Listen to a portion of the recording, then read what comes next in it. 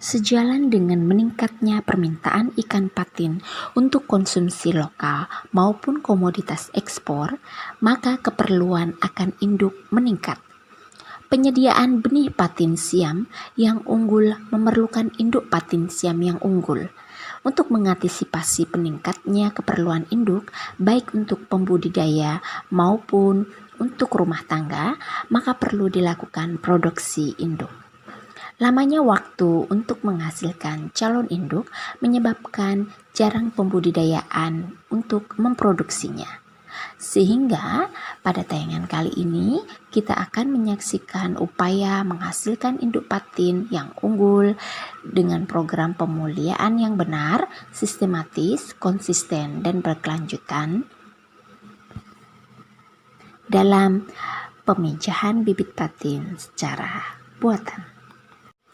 Induk betina yang akan dipijahkan yaitu yang memiliki ciri-ciri bagian perut besar dan oocyte berwarna opake, seragam dan tidak mengandung cairan.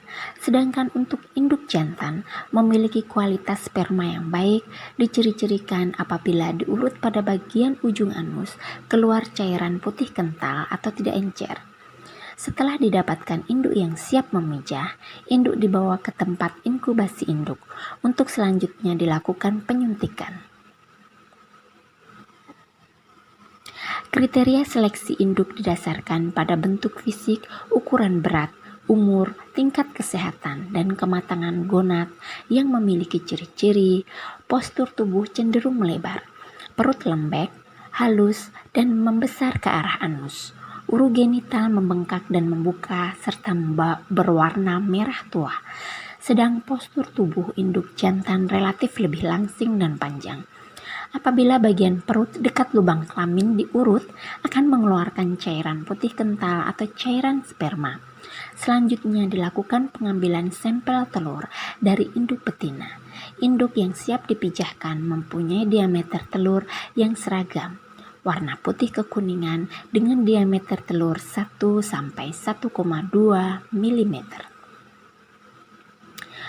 Pemijahan yang didahului dengan proses perangsangan hormon disebut pemijahan buatan atau kawin suntik.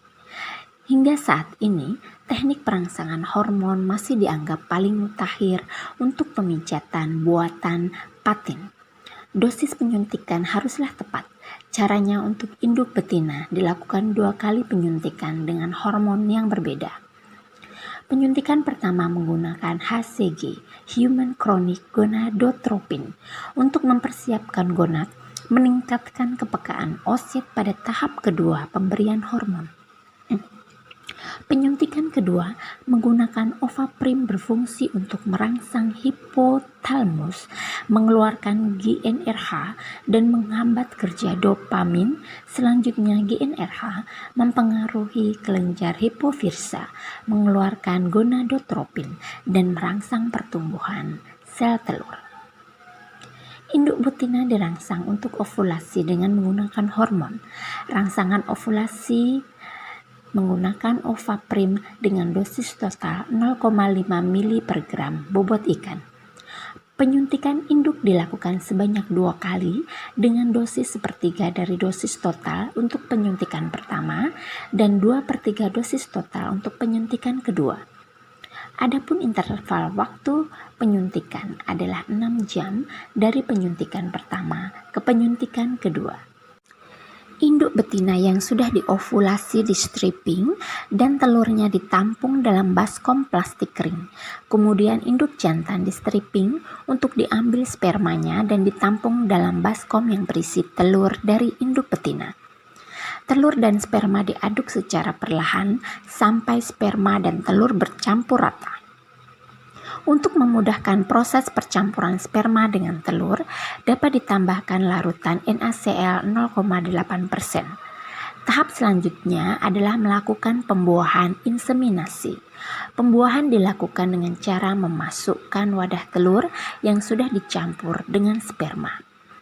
Telur kemudian ditebar ke wadah penetasan untuk ditetaskan.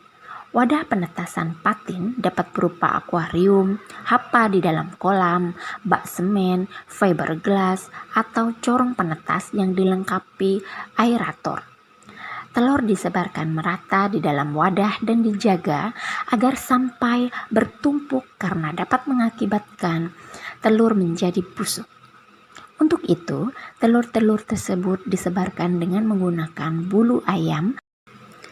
Dalam benak masyarakat awam, inovasi seringkali dikaitkan dengan hal-hal sulit dan penuh risiko.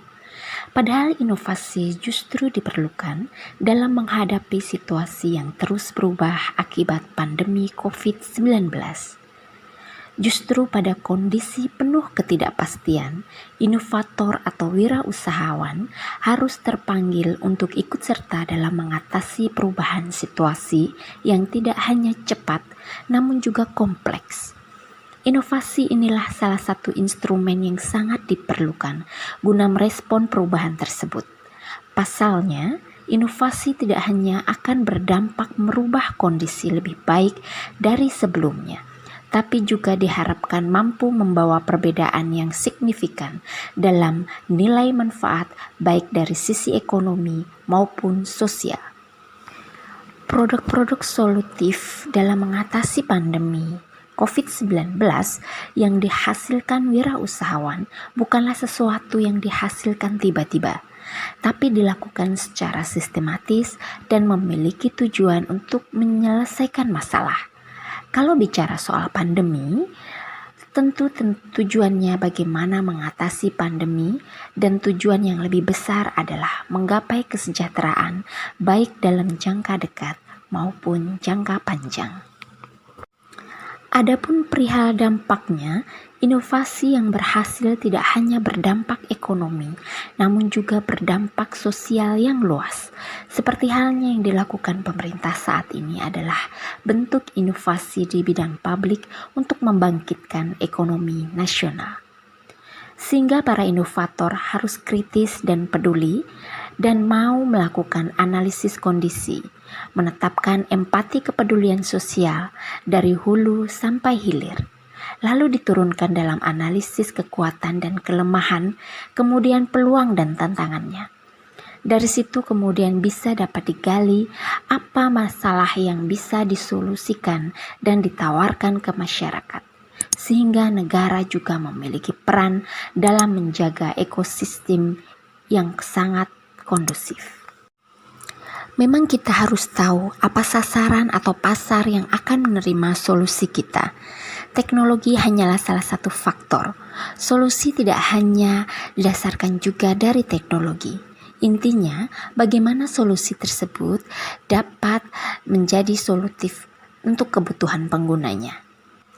Nah, pada sesi tayangan menghadapi solusi pandemi COVID-19, selain dari ketahanan pangan keluarga, kita juga harus mengetahui lebih banyak lagi solusi lainnya untuk mempertahankan ekonomi keluarga. Salah satunya ialah kita bisa melakukan dengan peternakan ikan, kemudian dengan menggunakan teknologi seperti jasa titip atau menjual produk-produk kita melalui program atau melalui aplikasi yang telah tersedia pada handphone Android atau yang ada di internet saat ini. Selain usaha-usaha jasa penitipan, kemudian peternakan ikan patin, atau juga bisa bercocok tanam melalui tanaman hias dan juga menanam tanaman jahe yang sangat diperlukan pada waktu pandemi COVID-19, sangat membantu dalam perekonomian keluarga.